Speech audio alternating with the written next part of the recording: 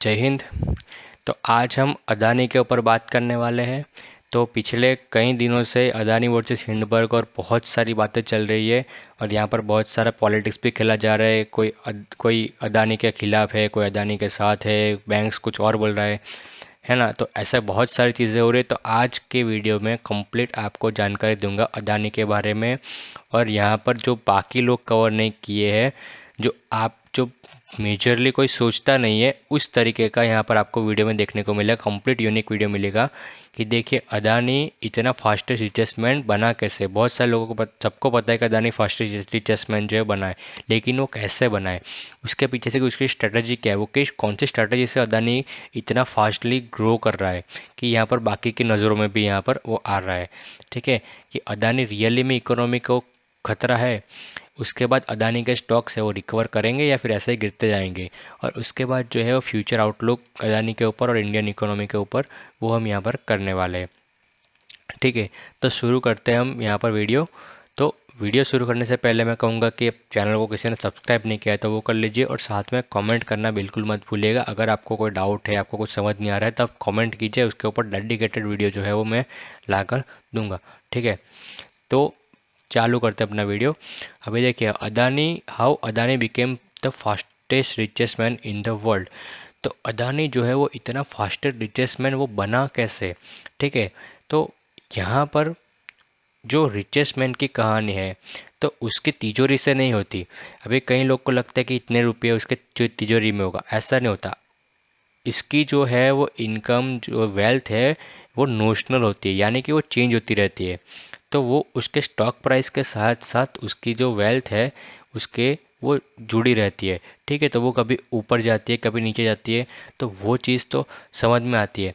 अभी इसी इसी बात को समझने के लिए आपको उसकी स्ट्रेटजी जाननी पड़ेगी कि इसकी इसकी इस जो स्ट्रेटजी है उसी में आंसर छुपा है, ये पहली वाले चीज़ का। ठीक है, कि अदानी फास्टर रिप्लेसमेंट बना कैसे, तो उसका जवाब ही है ये वाला दूसरा क्वेश्चन कि स्ट्रेटजी कौन सी है अदानी की इतनी फास्टेस्ट ग्रोइंग करने की। तो यहाँ पर देखिए, यहाँ पर दो तरीके के लोग होते हैं। ठीक ना, क्योंकि बिजनेस करने के लिए फंड रेज की ज़रूरत पड़ती है। अभी यहाँ पर दो तरह के लोग रहते हैं। अभी आपने सोचा कि मुकेश अंबानी 40 साल से यहाँ पर बिजनेस कर रहा है, वो तो कभी टॉप 3 में आया नहीं, और ये अदानी कल का ऐसे कैसे ऊपर चला गया इतनी जल्दी। और लोगों को भी इसीलिए यहाँ पर खींच रहा है कि इतना जल्दी वो कैसे बढ़ा। लेकिन लोग यहाँ पर ये बेसिक सी चीज़ है वो यहाँ पर समझ नहीं रहे कि यहाँ पर एक्चुअली में ये सब हुआ कैसे है। ठीक है, तो यहाँ पर देखिए बिजनेस चलाने के लिए यहाँ पर फंड रेजिंग की ज़रूरत पड़ती है। ठीक है, तो यहाँ पर फंड रेजिंग मेजरली दो तरीके से होता है। ठीक है, एक तो होता है इक्विटी से और एक होता है डेट से। अभी और भी तरीके हैं, तो लेकिन मेजरली कैटेगरी में हम देखें तो इक्विटी और डेट होता है। और डेट में भी फिर ये लोन हो गया, कमर्शियल पेपर हो गया, बॉन्ड्स हो गया, एक्स्ट्रा वो सब चीज़ें होती है। तो यहाँ पर क्या होता है कि अब जब आप इक्विटी लेते हो तो इक्विटी में क्या होता है कि आप हिस्सेदारी देते हो। इसके बाद आपकी जिम्मेदारी नहीं होती कि कोई बिजनेस को कुछ भी हो जाए, बिजनेस चाहे ऊपर जाए चाहे नीचे जाए, है ना, क्योंकि आप हिस्सेदारी बेच रही हो। लेकिन डेट में क्या होता है, डेट में यहाँ पर बिजनेस चाहे ऊपर जाए या चाहे नीचे जाए उसमें फ़र्क तो नहीं पड़ता, लेकिन उसमें क्या है कि जिससे पैसा लिया उसको आपको इंटरेस्ट फिक्स देना पड़ता है ना। आपने बैंक से पैसा लिया है लोन पे, तो चाहे आपका धंधा चले चाहे आपका धंधा ना चले, आपको वो इंटरेस्ट तो चुकाना ही पड़ता है। और आप सबको पता है कि अदानी ने डेट लिया है बहुत ज़्यादा, है। तो ये तो ज़्यादा रिस्क होगा। अभी इक्विटी में तो क्या है, अगर अब अदानी जो पैसा उठाना है तो पैसा उठा इक्विटी से उठा लेता, तो इक्विटी से उठा था तो वो उसके कंपनी की हिस्सेदारी चली जाती, है ना। लेकिन उसको ये रिस्क तो नहीं रहता ना कि उसको पैसा तो देना नहीं पड़ता ना। वो बाद में यहाँ पर जो डिविडेंड के फॉर्म में या फिर हिस्सेदारी के फॉर्म में जो जाता है वो ठीक है, लेकिन ये रिस्क जो है इंटरेस्ट पेमेंट का वो तो नहीं रहता। तो यहाँ यहीं पे ही जो है पूरा गेम जो है वो चेंज होता है कि बाकी बिजनेसमैन और अदानी के बीच में यहीं पे जो है वो डिफरेंस है। और उसकी स्ट्रैटेजी देखिए कि अदानी इतना जल्दी ग्रो कैसे हुआ। तो अदानी क्या करता है, पता है कि अदानी अपने पास जो है मैक्सिमम जो उसकी शेयर होल्डिंग पैटर्न्स भी आप देखोगे ना अदानी की। ठीक है, अदानी की मैं आपको शेयर होल्डिंग पैटर्न दिखाता हूँ। तो तो देखिए अदानी के पास ना हमेशा हमेशा के लिए आपको देखने को मिलेगा कि वो मैक्सिमम परसेंट हिस्सेदारी है ना अपने पास रखते हैं। वो क्या करता है कि जब भी उसको पैसा की ज़रूरत पड़ती है वो क्या करता है कि थोड़ा सा मार्केट में ना बस थोड़ा सा पैसों का आईपीओ लाता है, मैक्सिमम हिस्सेदारी अपने पास रखता है ताकि मैक्सिमम जो शेयर्स है उसका तो ट्रेडिंग होता नहीं है। ठीक है, मार्केट में कितने लाए, थोड़े बहुत शेयर्स लाए। अभी थोड़े बहुत शेयर्स है वो क्या होते हैं, फिर ऐसे यहाँ पर उसके जो प्राइस है वो धीरे धीरे करके, क्योंकि मार्केट में शेयर्स थोड़े हैं, खरीदने वाले बहुत ज़्यादा हैं, तो क्या होगा शेयर का प्राइस ऑब्वियसली इकोनॉमिक्स के जो बेसिक से रूल है तो वो यहाँ पर काम करते हैं। तो ऐसे करके यहाँ पर उसका प्राइस बढ़ता जाता है बढ़ता जाता है बढ़ता जाता है। तो उसके साथ साथ जो उसके जो पहले वाले शेयर्स है उसकी भी तो वैल्यूएशन काउंट होगी। ऐसा थोड़ी कि मार्केट में उसने 5% शेयर्स, अगर सपोज करो कि मार्केट में उसने 5% अपनी इक्विटी के जरिए यहाँ पर फंड रेजिंग किया है, तो यहाँ पर बाकी की जो वेल्थ है उसकी वो भी तो उसके साथ एसोसिएट है। तो उसकी जो ओवरऑल जो इक्विटी है, जो सपोज कि यहाँ पर कितने की है, यहाँ पर अभी हम देखें तो उसकी 72.62% वेल्थ है, तो वो भी तो यहाँ पर मल्टीप्लाई होगी। ये कौन सी प्राइस पे, करंट मार्केट प्राइस से यहाँ पर मल्टीप्लाई होगी, है ना। तो यही गेम है। तो अब क्या करता है अदानी, यही वाले हायर वैल्यूएशन वाले जो है वो स्टॉक लेकर जाता है बैंक के पास, और बैंक के पास वो वाले स्टॉक्स जो है वो गिरवी रख देता है, प्लेज कर देता है, और प्लेज करके लोन उठाता है अपने बिजनेस को चलाने के लिए। फिर उसको दूसरे बिजनेस के पास जाता है, दूसरे बिजनेस में भी सेम प्रोसेस रिपीट करता है, उसके पास इक्विटी अपने पास सबसे ज़्यादा रखता है। ठीक है, अदानी ग्रीन कर लेते हैं। ठीक है, तो वो क्या करता है, अपनी जो शेयर होल्डिंग है मैक्सिमम परसेंट अपने पास रखता है ना। देखो मैक्सिमम परसेंट अपने पास रखता है, और उसके बाद जो है वो धीरे धीरे धीरे यहाँ पर क्या करता है, यहाँ उसके एक आईपीओ लाता है। आईपीओ में थोड़े से मतलब चिंदी भर के यहाँ पर शेयर्स मार्केट में रिलीज़ करेगा, और चिंदी भर के मार्केट में शेयर्स रिलीज़ करेगा। उससे क्या होगा कि उसकी जो प्राइस है ना वो प्राइस एकदम से यहाँ पर क्या होगी, इन्फ्लेट होगी, क्योंकि शेयर्स खेलने के लिए कुछ है नहीं, लोग खरीदने के लिए बहुत ज़्यादा है, तो क्या है रोज़ की रोज़ upper circuit upper circuit upper circuit ये यहाँ पर चलता जाएगा, और इसकी प्राइस जो है वो इन्फ्लेट होती रहेगी। और फिर बैंक को क्या बोलेगा, देखो भाई मेरे तो वैल्यूएशन इतनी है ना, मेरा स्टॉक का प्राइस तो इतना चल रहा है और मेरे पास इतने करोड़ शेयर है ना, आप इसको प्लेज कर दीजिए, इसके बदले में मेरे को लोन दे दीजिए। ठीक है, तो इस तरीके से उसको पैसे मिलते जा रहे, पैसे मिलते जा रहे, और वो क्या है वो लोन यहाँ पर इस तरीके से जो है वो धीरे धीरे करके वो लेता जा रहा है। ठीक है, तो इस तरीके से जो है उसका जो है वो वेल्थ इतनी ज़्यादा बड़ी है। मुकेश अंबानी की क्यों नहीं बढ़ी, क्योंकि मुकेश अंबानी के यहाँ पर अगर आप देखोगे, रिलायंस में खोल के देता हूँ, है ना, रिलायंस में आपको खोल के दूंगा तो उसकी शेयर होल्डिंग पैटर्न देखो कितनी है। उसके प्रमोटर के पास यहाँ पर बहुत कम है शेयर्स, और यहाँ पर पब्लिक के पास खेलने के लिए ज़्यादा है। ठीक है, अब जब इतने ज़्यादा शेयर्स पब्लिक के पास खेलने के लिए रहेगा, सप्लाई इनफ रहेगी, है ना, खरीदने वाले थोड़े हैं, सप्लाई रहेगी, तो मार्केट में इतने ज़्यादा प्राइस भी तो नहीं बढ़ेगा ना। तो इसीलिए यहाँ पर रिलायंस की जो है वेल्थ है वो इतनी तेज़ी से नहीं बढ़ रही। लेकिन जबकि अदानी में क्या हो रहा है कि अदानी में स्टॉक की प्राइस एकदम रॉकेट की तरह बढ़ रहा है, तो उसके साथ साथ जो है अदानी की जो वेल्थ है वो भी बढ़ रही है। तो ये पूरी गेम है यहाँ पर अदानी की, यहाँ पर फंड रेजिंग की। ठीक है, तो इस तरीके से यहाँ पर जो है वो अपना खेल चालू रखता है। तो क्योंकि यहाँ पर उसने हर कंपनी में, अपनी जो हर कंपनी है उसमें यहाँ पर उसने सेम कर रखा है कि इस कंपनी के जो यहाँ पर शेयर होल्डिंग है वो यहाँ पर मेजोरिटी अपने पास रखा है, तो इसीलिए उसके सारे स्टॉक्स जो है वो कंसिस्टेंटली सेम यहाँ पर परफॉर्म कर रहे हैं, है ना। ऐसा नहीं, अगर कोई एक दो स्टॉक है उसमें अगर जो प्रोमोटर की होल्डिंग है बहुत कम हो जाए, है ना, खेलने के लिए सेस बहुत ज़्यादा हो जाए, तो वो तो उसमें मूवमेंट फिर आएगा नहीं बहुत ज़्यादा। लेकिन यहाँ पर क्या है, तो यहाँ पर सब में यहाँ पर वो सेम स्ट्रेटेजी फॉलो कर रहे हैं। तो इसके लिए आपको हर एक स्टॉक, अगर आप सपोज करके मैं बैंक हूँ, तो मेरे को क्या लगेगा, अदानी का तो सारे स्टॉक ऐसे रॉकेट ही जा रहा है, रॉकेट ही जा रहा है ना। तो हमको वो देखने को मिलता है। ठीक है, तो इस तरीके से अदानी को जो है वो लोन मिल गई, और बाकी भी जो लोन है वो कमर्शियल पेपर से और इस तरीके से मिली है। तो ये स्ट्रेटजी है पूरी की पूरी अदानी की, एकदम फास्टेस्ट ग्रोइंग यहाँ पर रिचेस्ट मैन बनने की। अब देखिए अदानी जो है वो रियली इकोनॉमी के लिए थ्रेट है, तो इसके लिए एक्सपोजर जानना पड़ेगा कि अदानी इकोनॉमी के लिए थ्रेट कैसे बन सकता है। अभी थ्रेट कैसे बनेगा, ठीक है, कि जब अभी देखो उसने डेट लिया है, तो डेट यहाँ पर डेट लेने के यहाँ पर बहुत सारे तरीके हैं, जैसे कि मैंने आपको बताया कमर्शियल पेपर से ला सकते हैं, बॉन्ड्स इश्यू करते हैं, ठीक है, बैंक से लोन ले सकते हैं। तो अभी देखिए जो इकोनॉमी को यहाँ पर डैमेज होगा तो वो किस तरीके से होगा कि अगर देखिए बैंक्स का एक्सपोजर यहाँ पर 40% है, लगभग 80,000 करोड़ का है, ठीक है, 80,000 करोड़ तक का लोन यहाँ पर बैंक्स ने, अलग अलग बैंक्स ने दिया हुआ है। तो अगर ये डिफ़ॉल्ट होता है तो यहाँ पर हमको थोड़ा बहुत इम्पैक्ट जो है वो देखने को मिलेगा, ठीक है। अदानी का जो टोटल डेट है वो ऑलमोस्ट 2 लाख करोड़ के आसपास उसका टोटल डेट देखने को मिलेगा, जबकि रिलायंस का अगर टोटल डेट अगर आप देखोगे ना तो वो उससे भी ज़्यादा है, अदानी से भी ज़्यादा उसका टोटल डेट है। लेकिन यहाँ पर रिलायंस के केस में यहाँ पर क्यों इतना यहाँ पर हंगामा नहीं हो रहा है, क्योंकि अगर आप उसको ओपन करके देखोगे ना तो अदानी रिलायंस के पास सेम उतनी अमाउंट का कैश भी पड़ा है ना। तो रिलायंस जानबूझ के वो डेट पेमेंट नहीं कर रहा है, क्योंकि यहाँ पर क्या होता है, सिंपल एक और यहाँ पर टर्मिनोलॉजिस बिजनेस में इनकम माइनस एक्सपेंस, तो यहाँ पर टैक्स में बेनिफिट मिलता है। तो इसीलिए ये सब चीज़ें जानबूझ के कुछ लोग डेट रखते हैं, ताकि उसको जो है बिजनेस में टैक्स में बेनिफिट मिले, उससे अल्टीमेटली कंपनी का नेट प्रॉफिट जो है वो बढ़ता है। तो डेट बिजनेस के लिए अच्छा भी है, लेकिन ओवर लेवरेज हो जाए, ओवर डेट हो जाए तो वो बिजनेस के लिए बुरा भी है, ठीक है।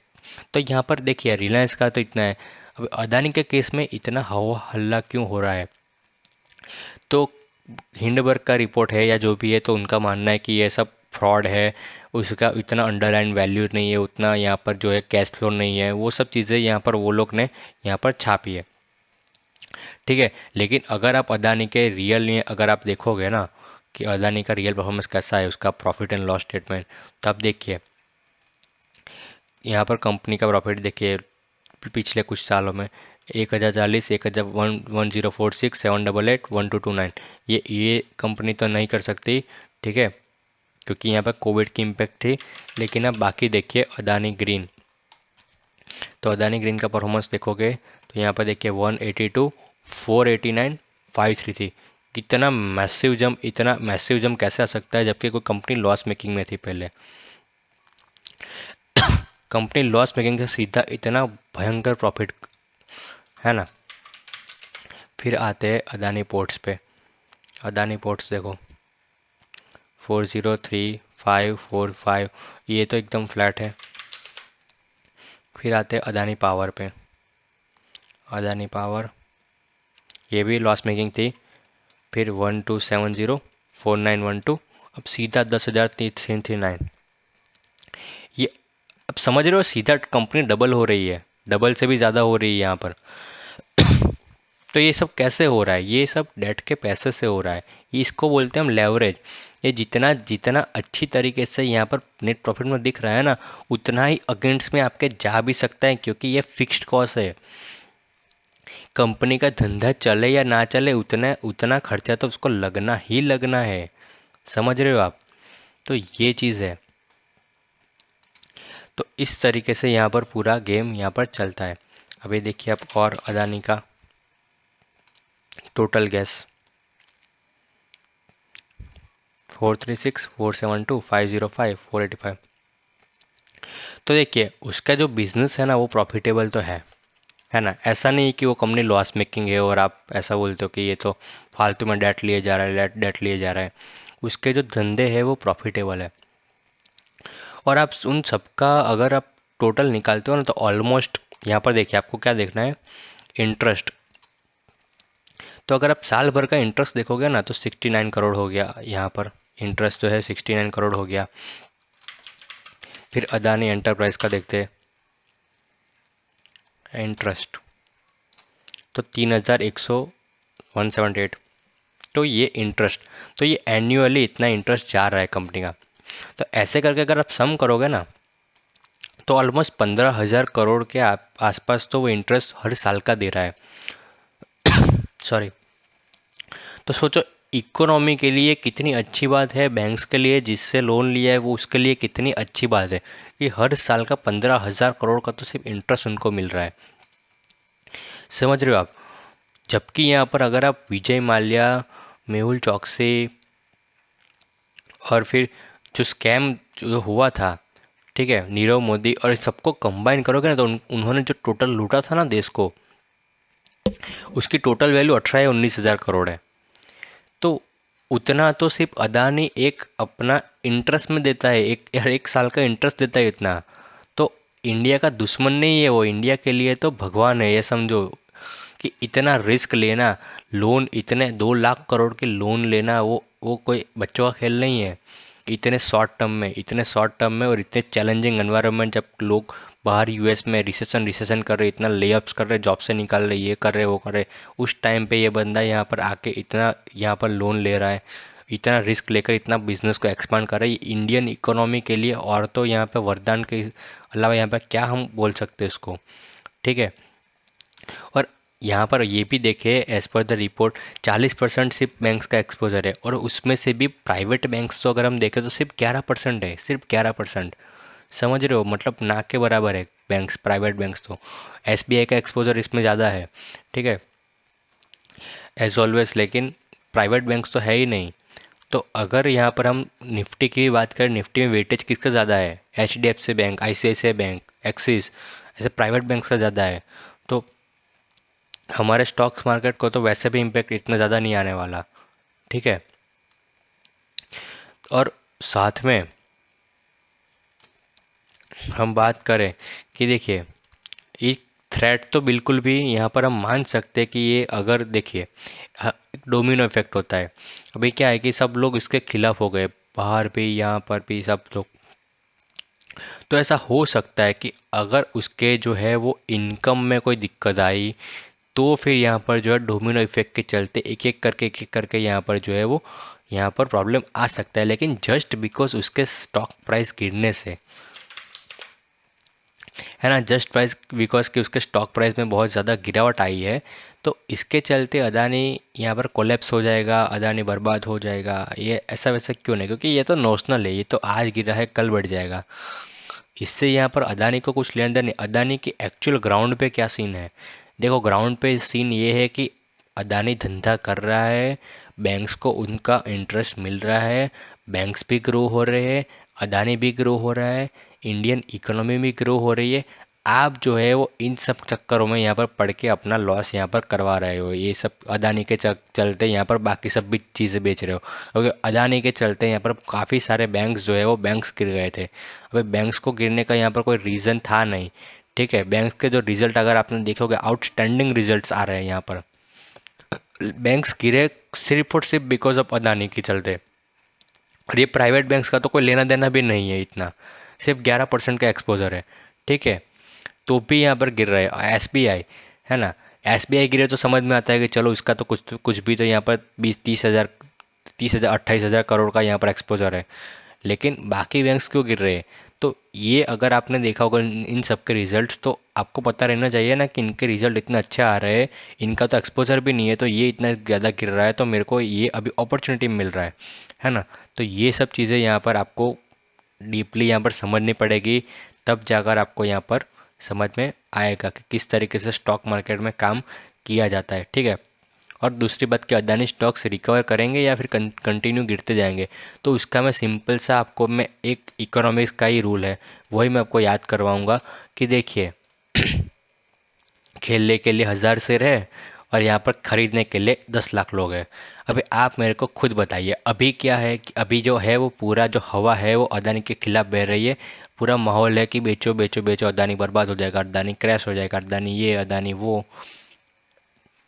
अल्टीमेटली क्या होने वाला है, ये सब शांत हो जाएगा। जैसे क्रिप्टो है, एक टाइम में बहुत बूम बूम बूम, क्रिप्टो ले लो ले लो ले लो ले लो, सब ले लो, कब क्रिप्टो भागे जा रहा है भागे जा रहा है, डिमांड खत्म हो गया, अभी कोई बात नहीं कर रहा है इसके ऊपर, धीरे धीरे करके क्रिप्टो क्रैक कोलेप्स हो गया, है ना। बिटकॉइन देख लीजिए हम, बिटकॉइन धीरे धीरे करके ऐसे नीचे आ गया। तो सेम है, सब सप्लाई एंड डिमांड का खेल है। अभी देखिए यहाँ पर जो सब सेलिंग सेलिंग सेलिंग अभी लोअर सर्किट चल रही है अदानी में, है ना। कल को जाकर अदानी में सब ठीक हो जाएगा, ठीक ठीक मतलब यहाँ पर ये सब न्यूज़ व्यूज़ सब चली जाएगी, इनकी इम्पैक्ट चली जाएगी, उसके बाद क्या होगा, खरीदने वाले थोड़े बहुत आएंगे, ठीक है, क्योंकि उसका बिजनेस चलता रहेगा, वो उस कंपनी का प्रॉफिट जो है वो चलता रहेगा। तो क्या है, लोग बाई करने के लिए आएंगे और वापस से शॉर्टेज हो जाएगी उसके स्टॉक की, और शॉर्टेज होगी तो वापस से उसका जो स्टॉक प्राइस है वो हाई रॉकेट होगा। और मैं देखिए उसके पीछे का रीज़न दिखाता हूँ आपको कि देखिए अदानी एंटरप्राइज तो समझ में आता है कि उसका जो पी है वो अभी भी महंगा है, ठीक है। तो उसके ऊपर तो मेरा अभी ध्यान इतना है नहीं, ठीक है। ये अदानी ट्रांसमिशन भी महंगा है। वैसे मैं पी को देखकर जज नहीं करता हूँ, लेकिन अदानी के केस में यहाँ पर कर रहा हूँ क्योंकि यहाँ पर ये हमको देखने को मिलता है बहुत ज़्यादा कुछ यहाँ पर एक्सेप्शनल गेन हुआ है, तो इसीलिए उसको पी को देखना ज़रूरी है, ठीक है ना। क्योंकि फंडामेंटली तो बिज़नेस उसका देखो कि पहले यहाँ पर लॉस मेकिंग में था, फिर अभी आया है, और वैसे भी यहाँ पर जो बहुत ज़्यादा कंसिस्टेंसी है वो नहीं है। तो एक्सपोजर के मामले में तो अभी भी देखिए जैसे कि एलआईसी में भी 1% से कम का उसका एक्सपोजर रखा है, तो उसी तरीके से आपको भी अगर रखना है अदानी के उसमें तो बहुत ही कम कम एक्सपोजर रखिए। जब आपको लगे कि एक कंसिस्टेंसी उसके फाइनेंशियल रिजल्ट में देखने को मिलती है तो जा सकते हो। लेकिन जो मैं आपको बताना चाहता हूँ वो क्या है, देखिए अदानी पोर्ट्स उसका पी देखिए 20 का पी हो गया, ठीक है। अभी देखिए आप सस्ता है, इतना सस्ता पी है तो कभी इतना गिरता थोड़ी जाएगा। अभी इसका पी 20 का 10 हो जाएगा, 10 का 5 हो जाएगा, कहीं ना कहीं तो वो आके रुकेगा, है ना। इंट्रिंसिक वैल्यू के नीचे थोड़ी जाएगा वो। फिर देखिए आप अदानी पावर देखिए उसका पी 7.16 पे चल रहा है भाई, 7.16। और वो कंपनी जो कंपनी ने यहाँ पर 2020 में नेगेटिव में थी वो कंपनी यहाँ पर नेक्स्ट साल पॉजिटिव में रिटर्न देती है, और वो कंपनी नेक्स्ट साल डबल होती है, फिर नेक्स्ट साल यहाँ पर फिर से डबल होती है। तो जो डबल डबल की गेम चल रही है प्रॉफिट में, और उसका पी आपको लगता है कि ये 7 रहेगा, है। तो ये आपको सोचने वाली बात है। उसकी आरओई देखिए कितने परसेंट से यहाँ पर बढ़ गई, है ना। तो ये सब एक्सेप्शनल गेन हो रही है, और ये सब खेल क्यों हो रहा है, ये खेल इसलिए हो रहा है क्योंकि यहाँ पर लेवरेज काम करता है। क्योंकि यहाँ पर कॉस्ट जो है वो सेम है, लेकिन यहाँ पर जो है वो नया कैपिटल आ रहा है, नया कैपिटल से ज़्यादा सेल्स हो रहे हैं, ठीक है। तो यहाँ पर जो है इस तरीके की जो गेम्स है वो चल रही है। तो जब तक अदानी के सेल्स बढ़ रहे हैं, जब तक कंपनी की प्रॉफिट चल रही है, तब तक अदानी को कोई प्रॉब्लम नहीं आएगा। प्रॉब्लम सिर्फ एक बात से आएगा, जैसे अदानी का एफपीओ आया था वैसे धीरे धीरे करके अब अदानी और पैसा रेज करने के लिए अब इक्विटी का सहारा लेगा, और धीरे धीरे करके एफपीओ लाएगा हर एक उसके शेयर में। तो उसके बाद जो है उसके शेयर में क्या आ जाएगी, लिक्विडिटी वापस से आ जाएगी। तो यहाँ पर उसके बाद जो है उसका शेयर का आगे बढ़ना मुश्किल हो जाएगा, या तो उसके शेयर जो है वो धीरे धीरे करके नीचे आना भी शुरू हो सकते हैं। लेकिन आपको जो है वो टाइमली एंट्री और एग्ज़िट लेना आना चाहिए। अगर लॉन्ग टर्म के लिए बेट तो यहाँ पर आपको सोच समझ के लगानी चाहिए, वो आपका डिसीजन है। लेकिन शॉर्ट टर्म में अगर आप खेलना है तो इसके बेसिस पे आप जो है वो खेल सकते हो, ठीक है। तो यही व्यू है, और मेरे हिसाब से तो अदानी जो जिस तरीके से यहाँ पर खेल रहा है उस तरीके से तो यहाँ पर इंडियन इकोनॉमी के लिए एक बहुत अच्छी साइन है। और इंडियन इकोनॉमी यहाँ पर बहुत ज़्यादा यहाँ पर आगे आने वाला टाइम में ग्रो इसकी वजह से यहाँ पर करने वाले, क्योंकि अदानी जो है वो हर एक बिज़नेस में यहाँ पर अपने पैर फंसा रहा है। तो उसी के साथ साथ जो है वो पूरी इकोनॉमी जो है वो भी यहाँ पर रिवाइव होती है। तो इससे यहाँ पर इंडियन इकोनॉमी को काफ़ी यहाँ पर बूस्ट मिलने वाला है। तो आई होप कि यहाँ पर आज के वीडियो में आपको कुछ ना कुछ तो यहाँ पर सीखने को मिला होगा। तो अगर आपको ये वीडियो हेल्पफुल लगा है तो प्लीज़ वीडियो को लाइक कीजिए, चैनल को सब्सक्राइब कीजिए। तो मैं मिलता हूँ आपको अगले वीडियो में, तब तक के लिए गुड बाय, जय हिंद, भारत माता की जय।